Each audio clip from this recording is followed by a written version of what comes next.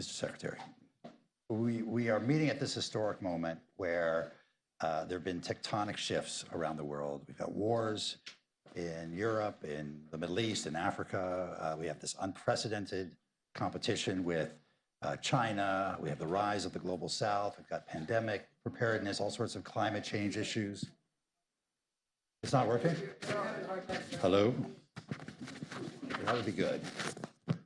Can you hear me? Yeah. Sorry. Is that okay? Wendy, can you hear me? No. Okay, I will speak more loudly. Anyway, we're meeting at this time when really the world has been undergoing fundamental changes. I wanted to ask you, how do you think historians will look back at the Biden administration and how it met this moment? Well, first, Mike, wonderful to be with you. Wonderful, as always, to be back at the council, to see so many friends, so many colleagues, so many faces I've known for such a long time. I think you have to start with a couple of things. You have to start with what we inherited, because it's very easy to forget everything that's now in the rearview mirror was front and center when we took office 4 years ago. We had arguably the worst economic crisis on our hands since the Great Depression. We had the worst public health crisis going back at least 100 years. We had a country that was riven internally, and we had relationships with allies and partners that were incredibly fraught.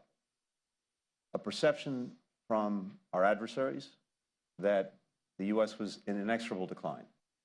And I think one thing that can be said is that we reversed that.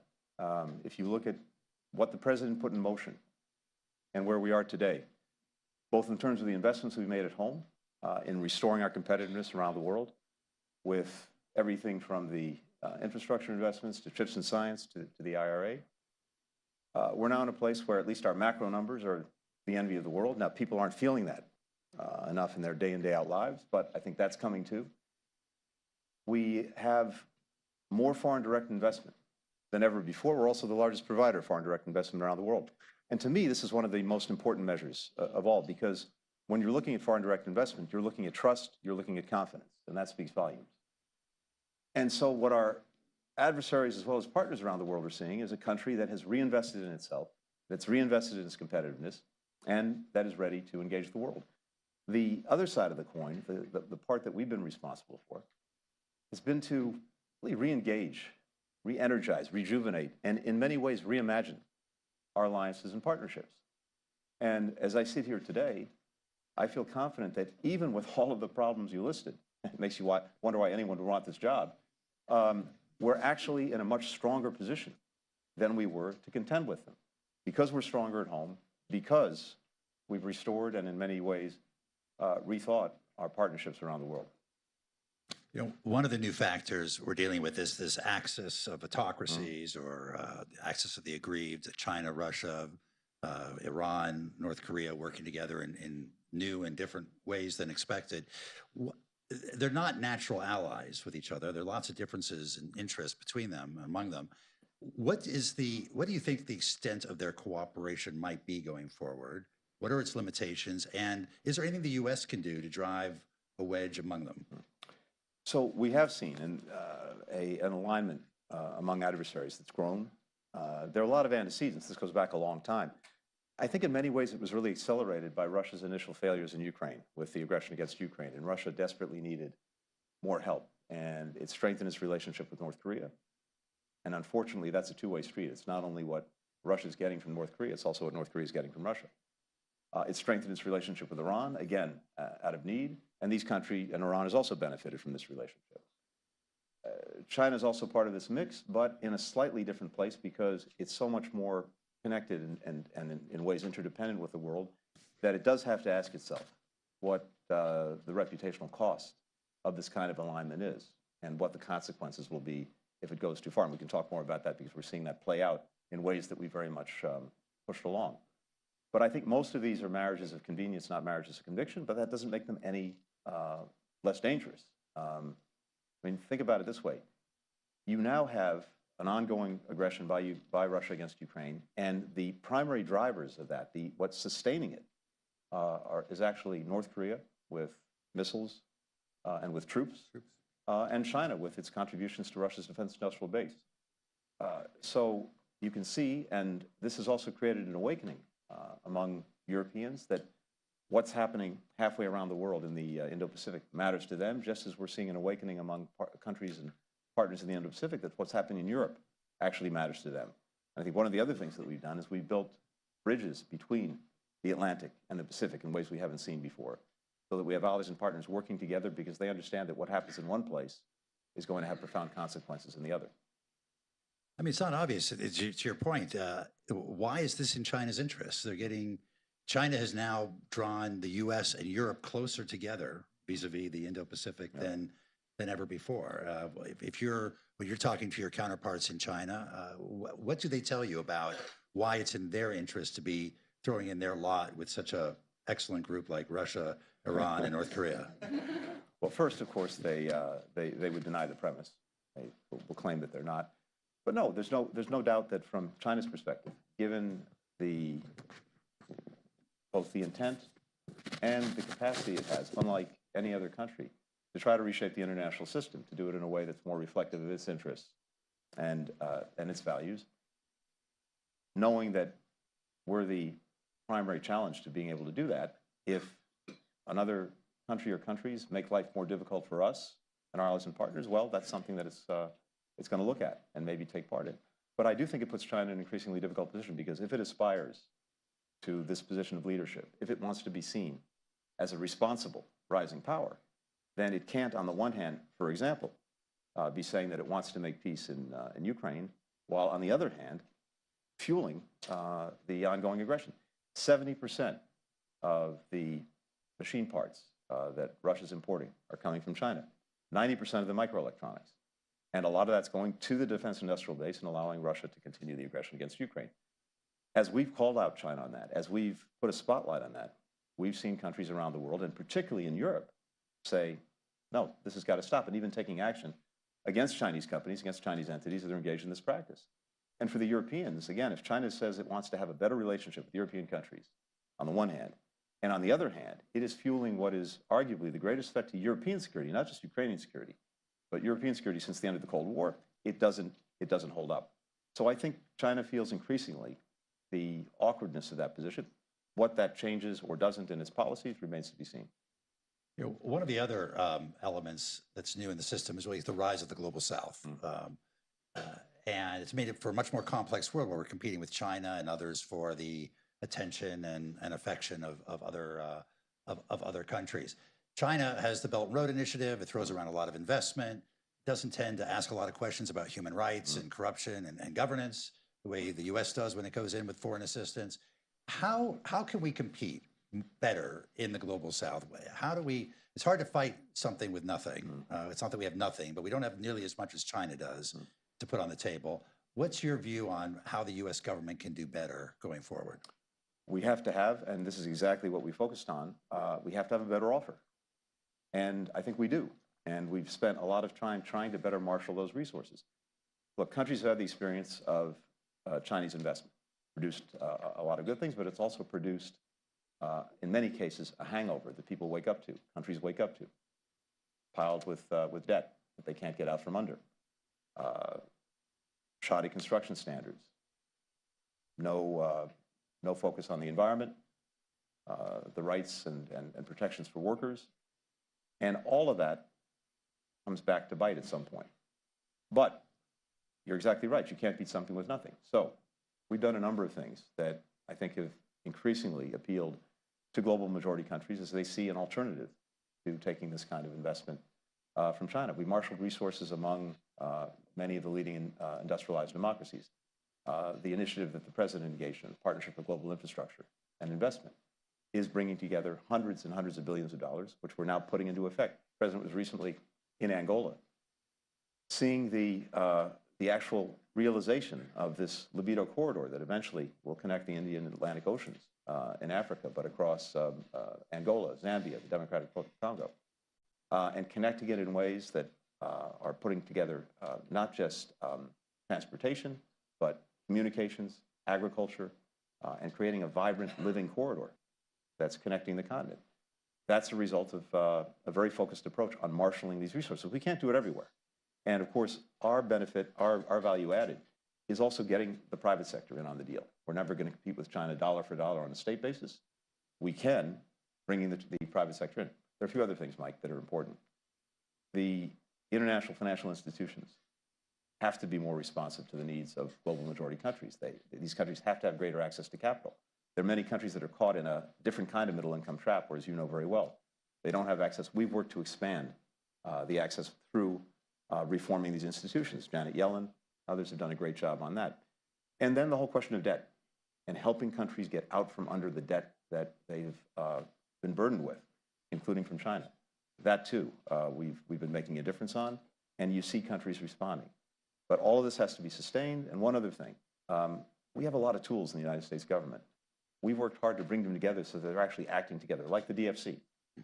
And I think as we're looking at it now, we're really starting to see the results, and we're starting to see countries that want to work, partner with us and with our allies.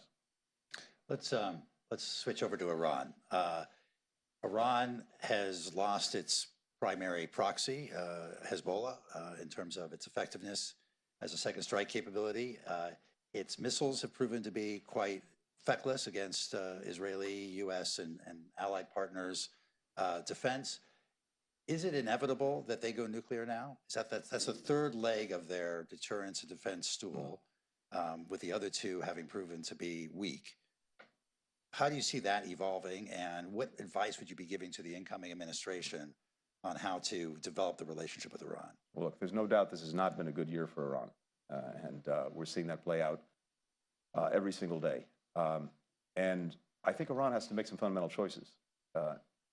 One choice it could make and should make is to focus on itself and focus on trying to build a better, more successful country that delivers for its people, which is clearly what most Iranians want, and to stop getting involved in these adventures or misadventures throughout the region and beyond. Now, whether it will be wise enough to make that choice, I don't know, but they desperately need to be making that choice, and they need to be focused on their economy, focused on growing the country and delivering for people. Now, if they don't make that choice, they have some hard decisions to make, yes, about where they're going to go in the future to be able to sustain the kind of troublemaking that, unfortunately, they've been engaged in for many, many years.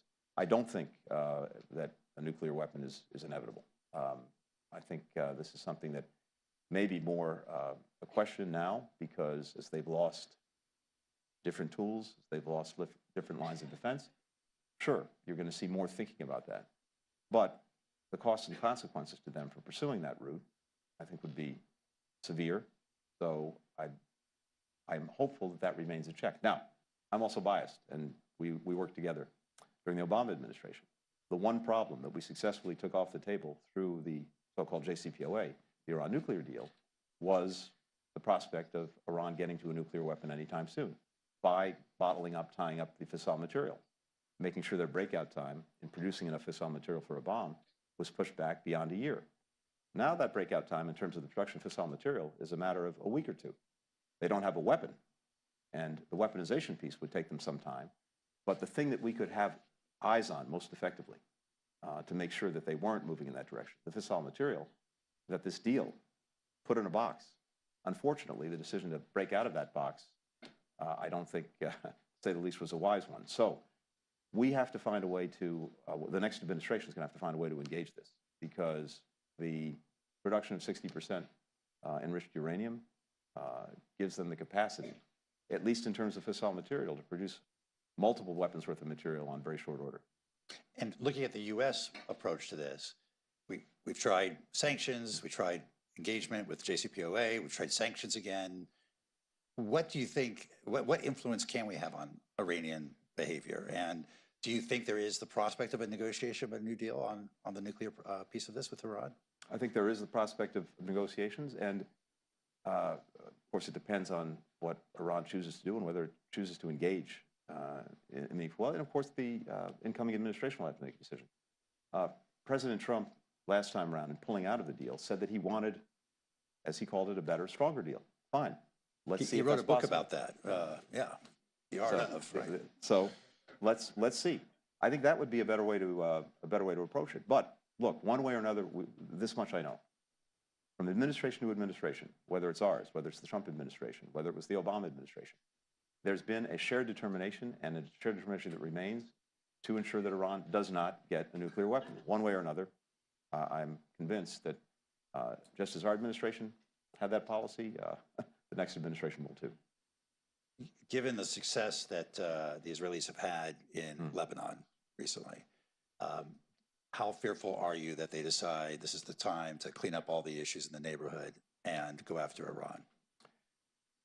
I think from Israel's perspective, the success that they've had in dealing a terrible blow to Hezbollah, and of course to Hamas in the wake of the horrors of October 7th, but also at great human cost to the children, the women, the men in Gaza who've been caught in this crossfire of Hamas's initiation.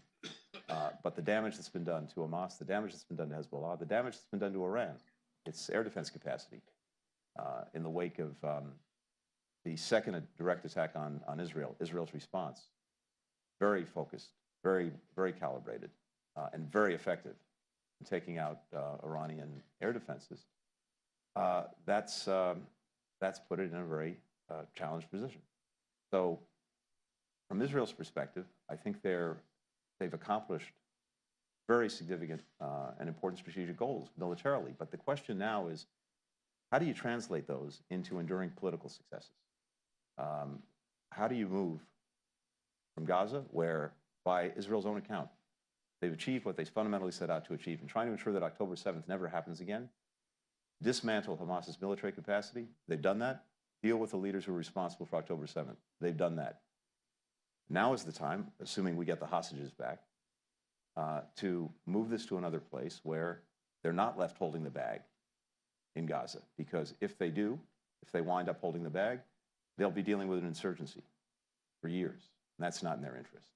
So Gaza has to be translated into something different that ensures that Hamas is not in any way in charge, that Israel doesn't have to be, and that there's something coherent that follows that enables the governance, the security, the reconstruction of Gaza.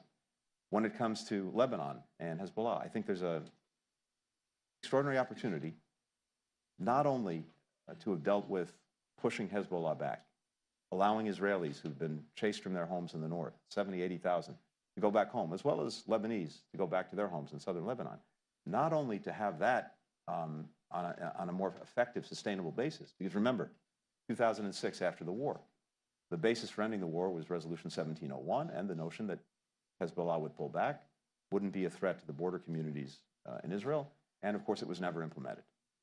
Now, as a result of the ceasefire agreement that we negotiated along with France, we're in a position where that problem can be solved. But the larger problem of Lebanon standing on its own feet, asserting its own sovereignty, that's now a much greater possibility than it's been. And so we want to see, obviously, the election of a president to fill that vacuum. We want to see the institutions of the state standing up and taking responsibility for the lives of Lebanese. That offers a much different and much better prospect going forward.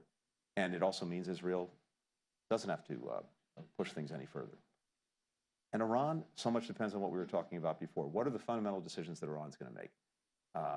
And that will, in part, dictate what Israel and what others do. Last thing, apologies for going on so long. Look, there is a much different trajectory that we see embryonically possible for Israel and for the region, and for our interests too. We saw it when Iran attacked Israel in the response. The response not only of the United States, where for the first time ever we came to Israel's active defense, but we brought other countries along, and not just European countries, countries in the region. So you can see what the integration of the region could look like, including on the security side of the ledger, in a way that isolates Iran and really sharpens the choice that it has to make about its own future. That's possible. You can see it, but to get there, it requires two things. It requires, of course, a resolution to Gaza, which in turn would start to open the door to pursuing normalization with Saudi Arabia, and it requires a resolution to the Palestinian question.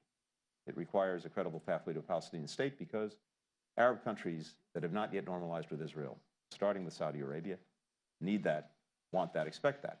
The problem we have now is we have two extraordinarily traumatized societies in Israel and among Palestinians. And having that conversation is almost impossible in this moment.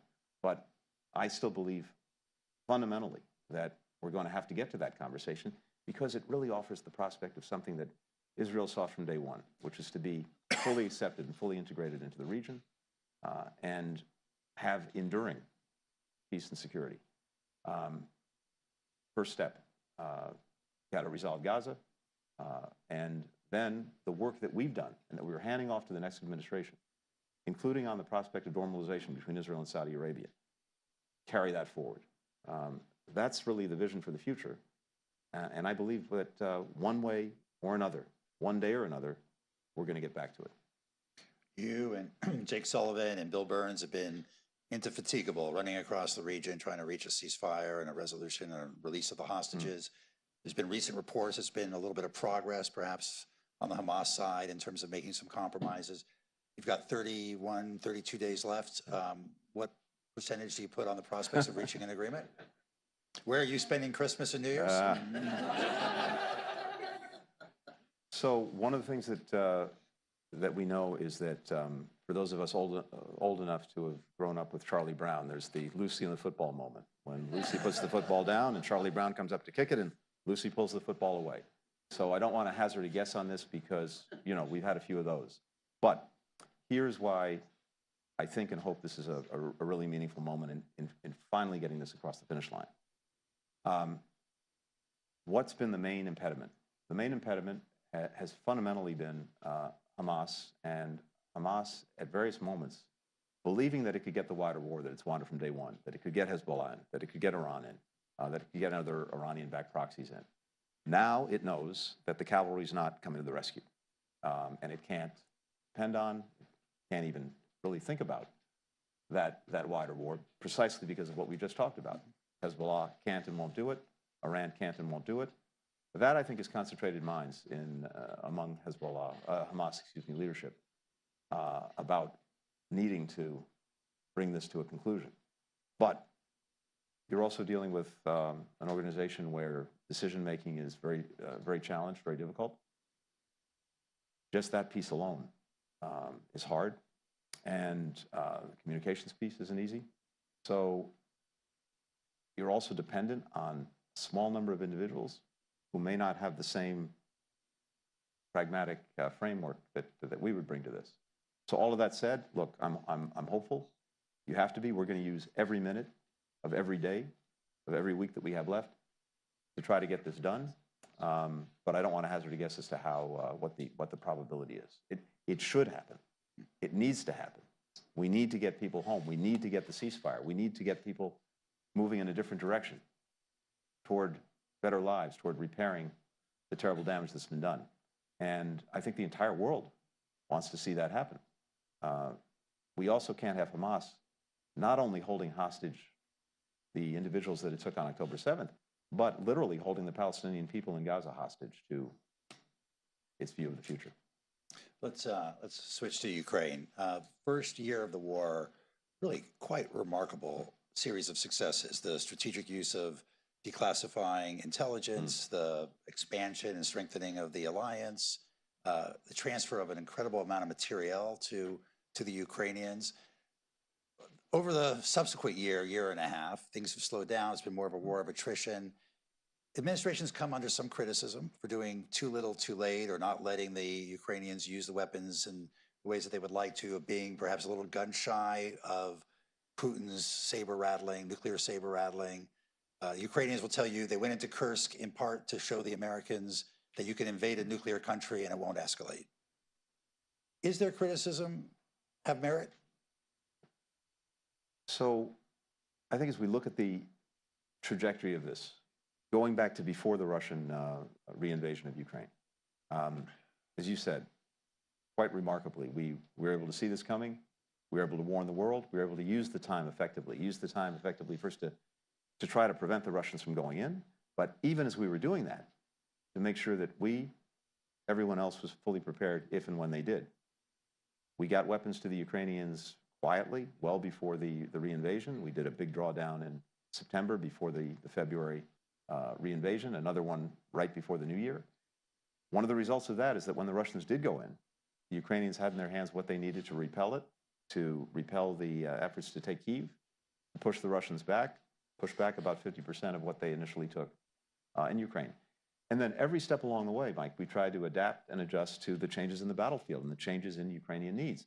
But one of the things that I think gets lost in the mix is that it's never simply a question of, okay, what weapon system are we going to provide at a given time? It's also, can they use it effectively? Are they trained on it? Can they maintain it? Does it fit into a coherent battle plan? And all of those questions need to be answered, and the president's had to answer them. And Lloyd Austin's done a remarkable job in bringing so many countries together around this effort to provide the Ukrainians with what they need. The president has another responsibility that's unique. Any of us can give him advice, counsel, recommendations. We can minimize one concern, maximize another. But where the buck stops is at that desk. And it has been his responsibility to make sure that Ukraine has everything we can possibly provide it to deal with the aggression, but also to avoid a direct conflict with Russia. We don't need a direct conflict between nuclear armed powers. I think he's navigated that extraordinarily well. And it's very easy for anyone to say, oh, coulda, shoulda, woulda. But he's the one ultimately who has to bear responsibility for those decisions and the interests of our country as a whole. Now, where are we? I think we're in a place where if you look at what is success for Ukraine, I think we're very much on a path to success in this sense. First, what was Putin trying to accomplish? He was trying to erase Ukraine from the map. And you don't have to trust me on that. You can listen to what he himself said repeatedly. This was an imperial project, and an imperial project that's failed. Ukraine's not erased from the map, far from it. Second, a country that is emerging as a strong, independent, sovereign country, increasingly connected to Euro-Atlantic institutions, increasingly able to stand on its own feet, militarily, economically, democratically, as a result of a lot of work that many countries have done. That, if that's fully realized, is the ultimate rebuke to Vladimir Putin and his designs. Now, at this point, getting to a ceasefire, I think, would be a good thing, if it can be done on terms that respect those fundamentals. And if it has within it the necessary arrangements, the necessary assurances, the necessary commitments, so that further Russian aggression can be deterred. Because any ceasefire, in the back of Putin's mind, it will be rest, refit, and reattack at the right moment. We need to make sure that one way or another, and there are different ways you can do this, Ukraine has what it needs to really deter any kind of additional aggression from Russia and be able to carry forward the project of building the country. Now, the Ukrainians say that requires NATO membership. That's the only security guarantee. That would be one way to do it, but not the only way. Let's talk about the other ways. So they've felt like they've had security guarantees before, going back to 1994 when they gave up their nuclear weapons, and felt like anything short of that, Russia will do exactly what you said, just refit and reattack. What's the U.S., Germany, a few of the other NATO countries are standing in the way of Ukraine joining? No, we're not standing in the way. We've put Ukraine on a path to NATO membership, and successive summits of the NATO alliance have been very clear about that. Is that a near-term thing? So here's what we did at the last summit, because I think our focus has to be not simply on hortatory policy, the things that we say, but what is it we're actually doing to move Ukraine down that path? We set up for the first time in NATO's history a dedicated command whose purpose is to help Ukraine along that path, to take the practical steps that it needs to take in continuing to build and reform its military institutions, to continue to strengthen its democracy that are necessary for membership. And we are moving Ukraine down that path. Now, ultimately, I believe, yes, Ukraine will be and should be in NATO, and Article 5 is the best guarantor we have. By the way, just a quick parenthesis on this. We have an alliance now, a NATO alliance, that's obviously bigger than it was before with 2 new members, that's stronger than it's been, that's better resourced, that's better positioned. And this, to me, is the single best guarantee against war, against conflict, against aggression. because the unique bargain that NATO members make, and that I know, people forget, don't think about, understandably, is Article 5, is the notion that an attack on one is an attack on all. And that says to any would-be aggressor anywhere, if I take on one NATO member, I've got to take them all on. And I think that's the fundamental reason why you haven't seen Russia attack a NATO member, and the fundamental reason why the alliance has been the single best deterrent against expanded Russian aggression. So yes, this is I think the best thing. But there are other kinds of assurances, commitments, guarantees that could be part of any arrangements that are made that I think would also have that kind of effect. For example, we have European countries that have talked about the possibility, if there is a ceasefire and a resolution, of having some of their forces along the ceasefire line to patrol it, to protect it, to ensure it. That wouldn't be a bad guarantee either. Meanwhile, we've put in place with 24 countries now bilateral security agreements between those countries and Ukraine that are 10-year programs, 10-year commitments to help Ukraine build its deterrent and defense capacity. As that continues to move forward, Ukraine will be stronger and stronger, and the losses that Russia has taken through this are absolutely extraordinary. The fact that Putin's been willing to send so many people into a meat grinder of his own making, at some point there's a limit to that. And one of the things I think that's increasingly apparent is the accumulated cost and burden of the sanctions, of the export controls in Russia. We're seeing that pile up more and more and more. Everything that Russia's trying to do takes longer, is harder to get done, and costs more. And so many of the industries of the future that they're dependent on have been now devoid of the necessary inputs that they would need from around the world to really succeed. So I think if you put those together, my objective now in the time that we have is to make sure that we give the strongest possible hand to President Trump to play if there's going to be a negotiation, to get a good one, to get a good arrangement, to get something that will allow Ukraine to move forward as a strong, independent country, and that will deter future Russian aggression. That would be a good deal. It would be a good deal for the Ukrainians, be a good deal for Europe, be a good deal for us. Do you feel Russia can agree to a deal that doesn't take Ukraine's NATO membership off the table? I think it's very, very challenging for Russia to do that, but good. And on one level, let's have things that are useful in any kind of negotiation. Ukrainians will decide what they want to do about that future. And what I think we're hearing from President Zelensky and others is, as has been the case for some time, they're very much prepared to engage in a negotiation, but we have to have a just result, and we have to have one that's durable. And it's not going to be durable if it's not fundamentally just, and it's not going to be durable if it simply opens the door to future Russian aggression a year, 2 years, 5 years down the road. China. China is now cited as the pacing challenge for all of our efforts of defense. You've been instrumental in developing AUKUS and the Quad and the trilateral cooperation with Japan and South Korea, all as ways of sort of building infrastructure in the region to offset Chinese dominance. How do you feel looking back over the 4 years? How much better are we now in terms of a credible deterrent to China vis-a-vis Taiwan?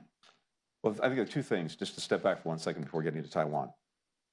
First, the other thing that we've seen over these 4 years, and not by accident, by intent, was greater convergence than I've ever seen in the approach to China by our key partners and allies in Europe and in Asia. And if you look at not only what we say as our declaratory policy when it comes to China, but also look at what we're doing together in terms of de-risking, in terms of making sure that we're dealing with problematic technology transfers, in terms of dealing with overcapacity and unfair trade practices. Increasingly, you have an aligned, unified approach. If you look at the China strategies that key partners have put out, we could be exchanging talking points, exchanging speeches. It's almost one and the same. That's a source of incredible strength, because if we're trying to deal with something that we don't like that China's doing, and it's just the United States alone, we're 20% of world GDP. If we're doing it in a way that's aligned with Europeans and aligned with key Asian partners, we're 40, 50, 60% of world GDP. A much heavier weight that China has to take account of, and it does. And maybe the best proof point of the success that we've had in aligning our policies with Europe and with key partners in Asia is the fact that every single meeting that I've had with my counterpart, Wang Yi, almost inevitably starts with 30 or 45 minutes of a discussion, i.e. monologue, about complaining about everything we've done to align all of these countries.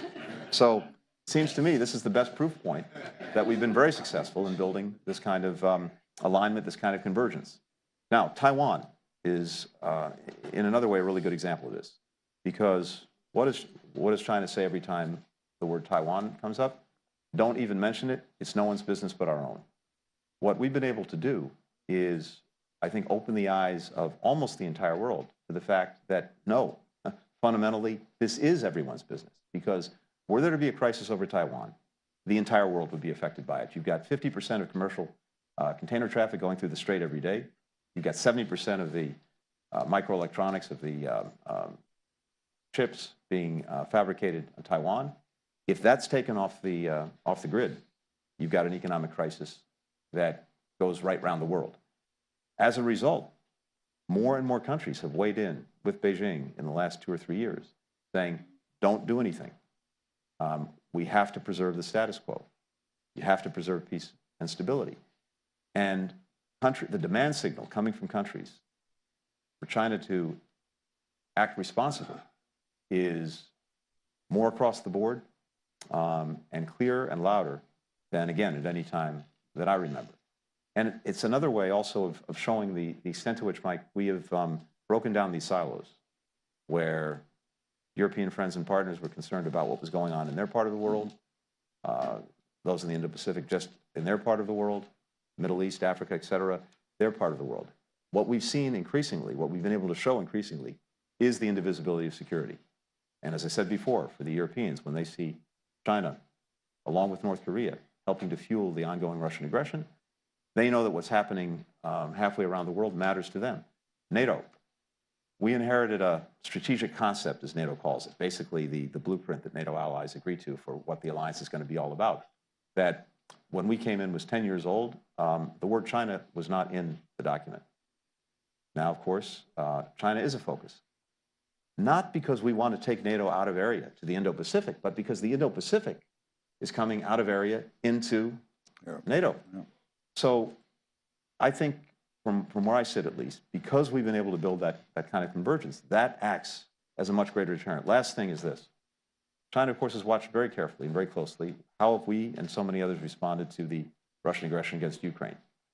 And one of the most powerful things that was said at the very outset of the Russian aggression was from the then Japanese Prime Minister Kishida, who stood up strongly for Ukraine, even though this was happening half a world away and not something that would preoccupy most Japanese on a daily basis. And he said at the time, what's happening in Europe and in Ukraine today could be happening in East Asia tomorrow.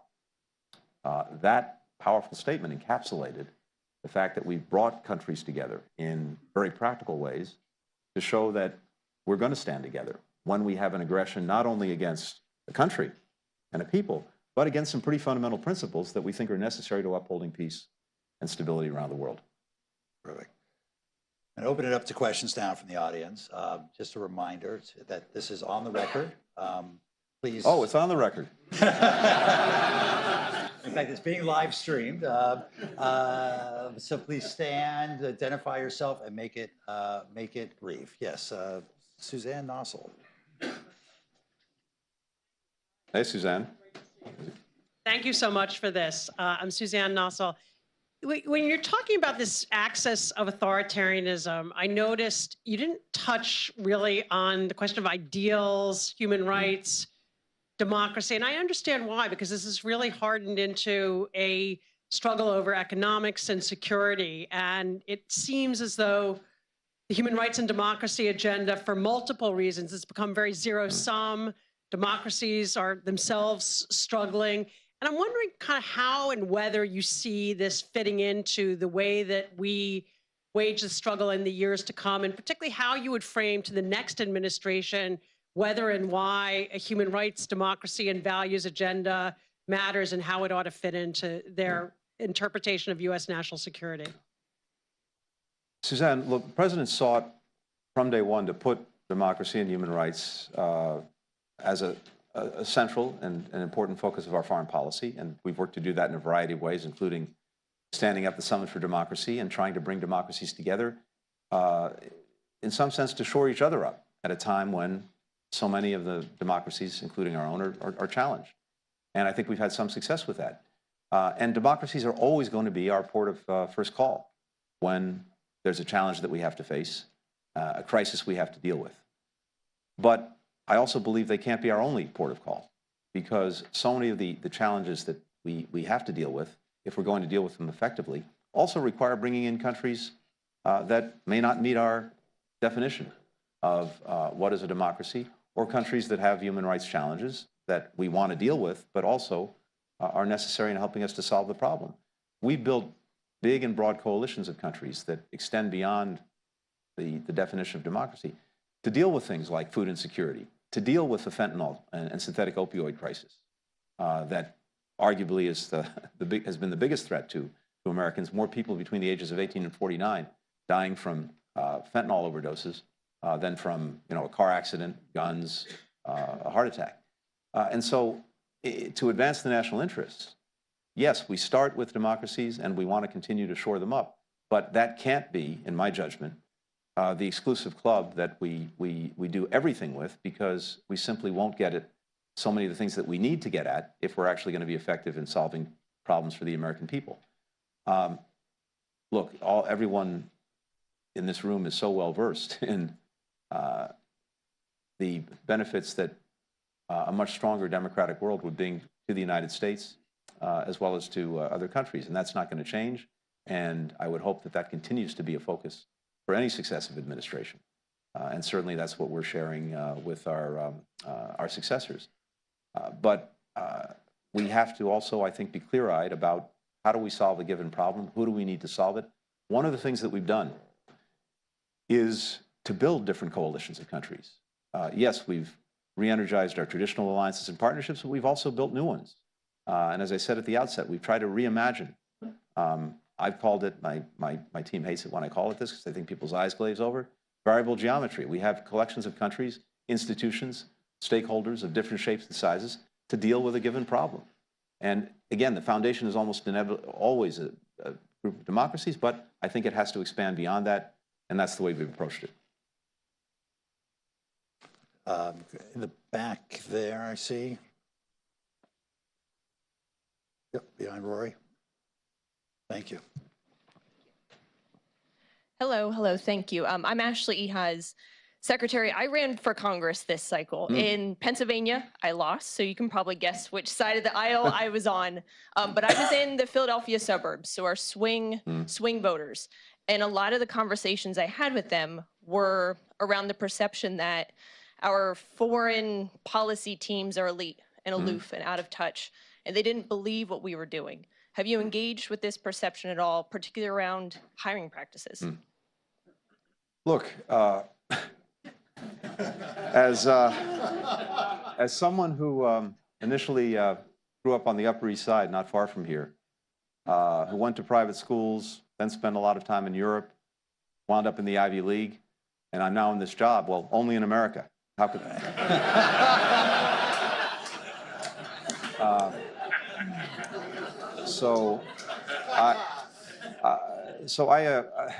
I agree in part with the premise of the question. One of the things that we've worked to do, we've tried to do, and I think we need to do a better job at, is connecting what we're doing to the real and lived lives of our fellow citizens. Because if you don't do that, you're just not going to sustain support for the policies you're pursuing. So I feel that very strongly. And we continuously have to find better ways to talk about what we're doing, to communicate it, but also to listen to our fellow citizens about what it is they need, what it is they're looking for in their lives, and what it is we're doing that can help them achieve that. I mentioned before, we were talking about NATO, and an abstraction to just about everyone probably outside of this room. And we know none of our fellow citizens, none of us, want another war. We just got out of 20 years of having American forces at war. The president ended America's longest war, 20 years in Afghanistan. And I'm proud of the fact that he did that. We ended the Iraq war a decade or so ago. People don't want that. And then they see this focus on this alliance, NATO, and they say, well, isn't that heading in exactly the opposite direction? The case I tried to make earlier is the case I think we need to make a better job in making to people, which is the best way to prevent a war, the best way to make sure it never starts in the first place, the best way to ensure that a country doesn't commit aggression is to have countries come together and say, we've got each other's backs. And if one of us is attacked, all of us will respond. And NATO's the best proof you can have that that kind of collective defense, that's the way you don't have a war in the first place. We need to do a better job of explaining that, explaining the fact that, for example, our NATO partners, President Trump has rightly said that other countries should be doing more. He's right about that. Well, you look at Ukraine. We've spent a lot of money on Ukraine in defending Ukraine, about $100 billion. Our allies and partners, they've spent about $150 billion doing it. You talk about burden sharing, this is the best example of burden sharing I've ever seen. And of course, by the way, it's important to explain to people the money that we've spent defending Ukraine, most of that was spent here in the United States, in our own defense industrial base, manufacturing, building stuff that the Ukrainians need to defend themselves. Good American jobs have been a result of that. So it's a long way of saying, I think you're exactly right. And we need to have an ongoing conversation about how do we have a better conversation? How do we make sure that we're really hearing what people are saying and that they can see that what we're doing, or at least trying to do, is an answer to what they're actually looking for. Yes, this gentleman right here on the aisle. Gary Ross told investors, I'm sorry. A quick question. How do you deter the Houthis? That's a very good question. With some difficulty. Look, they have the rise of the Houthis, the capacity they've developed, fully supported by Iran, has gotten them to a place where they have assets that have built up that they have not been shy about using and continue to use. Now, they've tied what they're doing to Gaza. My concern, I think our shared concern, is that even when we get to the point where the conflict in Gaza is over, the war in Gaza is over, they may well continue because they put themselves on the world stage. Now, the developments, though, of the last weeks, particularly what, for example, they've just seen with Iran running out of Syria, along with the Russians, with Iran not being able to ultimately help Hezbollah survive the onslaught from Israel, with Hamas. I think that's also sending a message to them that they can't count on their patrons to continue to support them and, if necessary, come to the rescue if they get in trouble. So I think that's going to have a check on what they're willing to do, what they're going to keep doing. Now, we put together a collection of countries that have tried to protect shipping. We've tried to raise the consciousness of countries not only in the region but well beyond of the damage that the Houthi actions are having to international commerce in real and meaningful ways for the lives of people, starting with people in Yemen. And some of that's having an effect. But I think the Houthis have to make this calculation. Can they really count on the ongoing support? Are they going to be out there alone?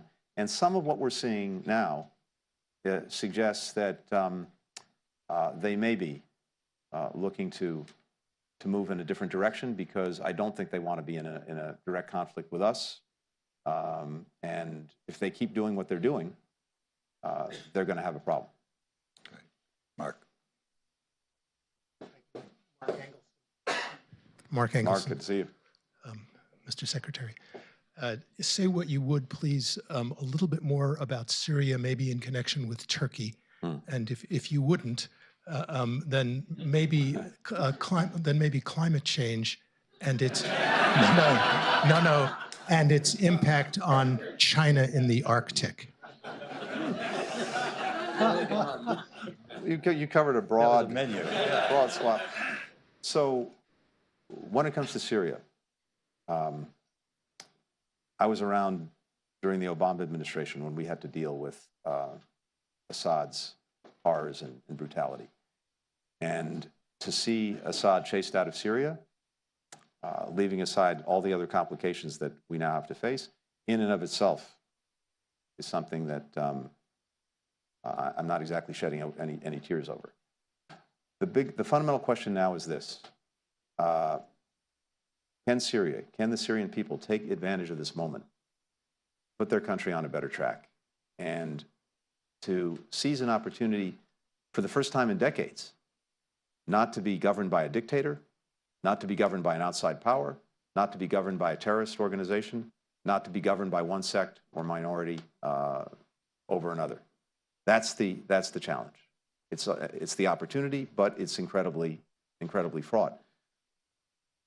We came together just a few days ago in Jordan, bringing together Turkey, Jordan, Egypt, the Gulf states, Iraq, some of our European partners as well. And we laid out together some principles for what we expect going forward in Syria if what emerges in Syria wants to have the recognition, the support that it's going to need from the international community. So I think that was a very useful exercise in kind of laying out those expectations, the principles that we put out. At least it says to the new authorities in Syria, or the emerging authorities, here's what we need to have in mind if we're going to get the support and recognition that we want. And we're engaged with the groups that are emerging, including HTS. The question that they have to ask themselves is this, or maybe the lessons that I think they have to have in mind is this. One is Assad. Assad's utter refusal to engage in any kind of political process is one of the things that sealed his downfall.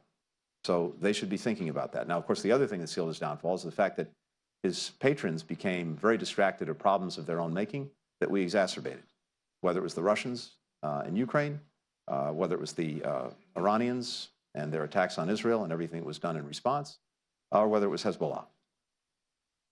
The other thing they have to ask themselves is the Taliban. There's a lesson there. The Taliban projected a more moderate face, or at least tried to, in taking over Afghanistan, and then its true colors came out. The result is it remains terribly isolated around the world. And so if you're the emerging group in Syria, again, if you don't want that isolation, then there's certain things that you have to do in moving the country forward, to make sure you're moving it forward in an inclusive way, in a non-sectarian way, to deal with and protect minorities, to deal with some of the security challenges, whether it's chemical weapons, whether it's groups like ISIS. So what we're trying to do now is to make sure with the many other countries that we have this unified approach and that these considerations are front of mind for HTS and those emerging in Syria. No guarantees whatsoever that it works that way. You can certainly see, a path forward where the country fragments. I think that would have bad consequences for the Syrians and for people beyond Syria. But we have a real stake in this. We know from hard experience that what happens in Syria doesn't necessarily stay inside of Syria. And whether it's enabling a base for terrorism that gets exported, whether it's mass displacements of populations that have had impacts way beyond Syria, it really matters. And the last thing I'd say is this. One of the successes that President Trump had during his first administration was effectively completing the job that was started by the Obama administration in eliminating the territorial caliphate that ISIS was trying to establish. The final nail in the coffin was taking back Raqqa, and that happened under President Trump's watch. So I think President Trump will have a strong incentive to want to make sure that we're at least keeping a lid on ISIS reemerging in Syria. But the most effective way to do that, beyond making sure that we keep whatever forces are necessary to do that, that we have our partners who've been working on doing that with us, be able to do their jobs, is also to try to support Syria in this construction project of a new and better Syria. I'm saying all of that, with eyes wide open. Really, really hard, but at least there's a moment here, an opportunity that I don't think any one of us expected. What we saw before Assad fled was most people running to Damascus to try to reestablish relations with Assad, thinking he wasn't going anywhere. Well, that was proven powerfully wrong. Yes, Rosen. Mr. Secretary, Mark Rosen. The Iranian regime is commonly considered to be very unpopular within Iran.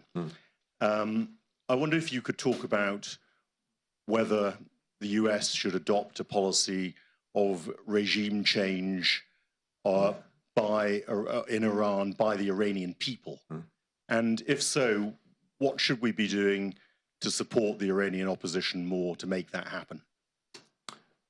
So from my perspective, first, the internal dynamics in Iran are complicated, and we're, in many ways, not necessarily the best source of a clear view on that, precisely because we, of course, don't have diplomatic relations. We've been disengaged, and I think there'd be a certain amount of pretense in saying that we know exactly what the dynamics are inside Iran. Of course, we get as much information as we can. We have friends and partners who do have a clear and better understanding. We put all of that together. As I see it, I think the country is very divided. I think what you've described certainly is reflective of at least half the population, but not the entirety of it. And there are profound differences, as you know, between urban and rural. There's a very conservative element in Iran that's significant in number that probably remains beholden to the regime. So I don't think it's quite as clear-cut as that. But there's no doubt that a large percentage of people want a different future for their country.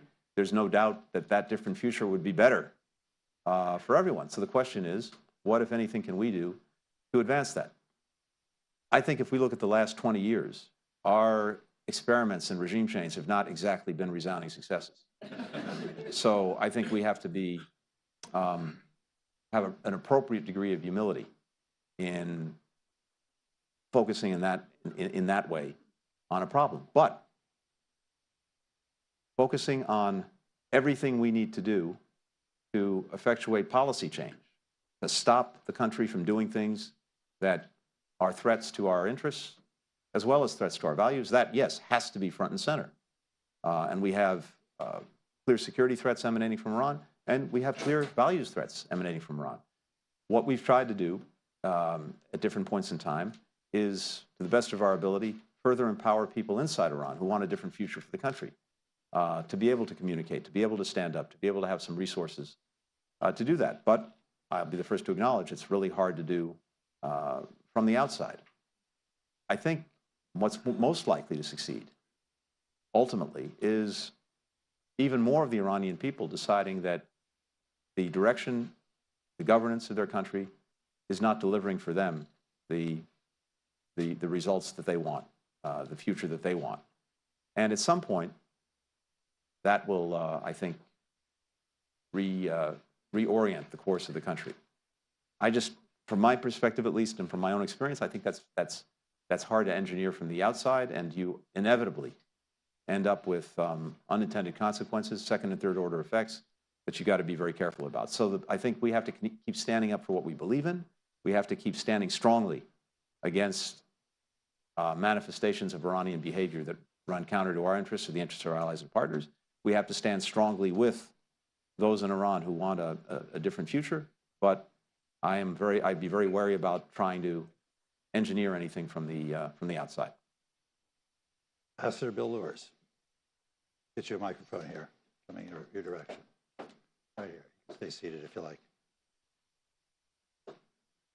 Mr. Secretary. Good to see you. Thank you. You seem to be taller than I remember you. Bill, I got a little bit of help here today. At